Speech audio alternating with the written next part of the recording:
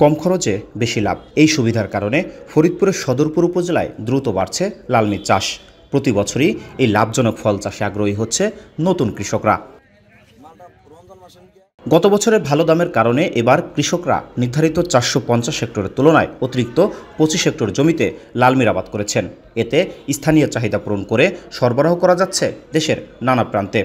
আড়াই বিঘা বই লাগাইছি, আল্লাহ করলে ভালো, আমার খেত খোলা ভালো আছে, ভালো দামও তো ভালো।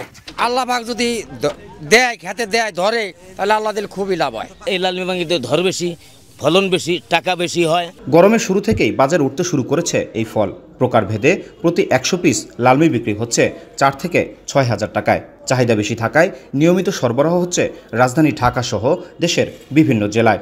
ঢাকা যায়, চিটাগাং যায়, বহু জায়গায় যায়, অনেক যায় চলে। ঢাকা থেকে ব্যাপারী আসে, সৌন্দর্য বেচা কিনি, তারও লাভবান থাকে। আমরা এই মালটা গাড়ি লোড করতেছি, কারণ বাজার যাবে। এখানকার ফলটা ভালো, মানে সুস্বাদু, মাটি ভালো, এই কারণে এখানে কিনতে আইছি আমরা মাঠ। এই লালমিগুলো ঢাকা শহর, কারণ বাজার, যাত্রাবাড়ি, শ্যামবাজার, আমরা বিভিন্ন জায়গায় ভাড়া নিয়ে, গাড়ি নিয়ে বোঝাই করে চলে যাই। এদিকে লালমির ফলন বাড়াতে সব ধরনের পরামর্শ সহ চাষিদের পাশে থাকার কথা জানিয়েছে সদরপুর উপজেলা কৃষি বিভাগ। কৃষক পর্যায়ে আমরা কৃষকদেরকে রোগবালাই, পোকামাকড়ের দমন ব্যবস্থাপনা বিষয়ে সরেজমিনে আমাদের উপসহকারী কৃষি অফিসারগণ সার্বক্ষণিক পরামর্শ দিয়ে যাচ্ছে, যাতে কোনোভাবেই তাদের এই ফলনের বিপর্যয় না হয়। গত বছরের তুলনায় এবছর আবহাওয়া এবং পরিবেশ ভালো থাকার কারণে উৎপাদন অনেকটাই ভালো।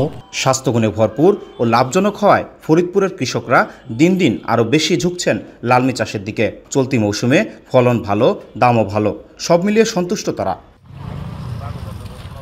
শফিকুল ইসলাম জনি, মাই টিভি, ফরিদপুর।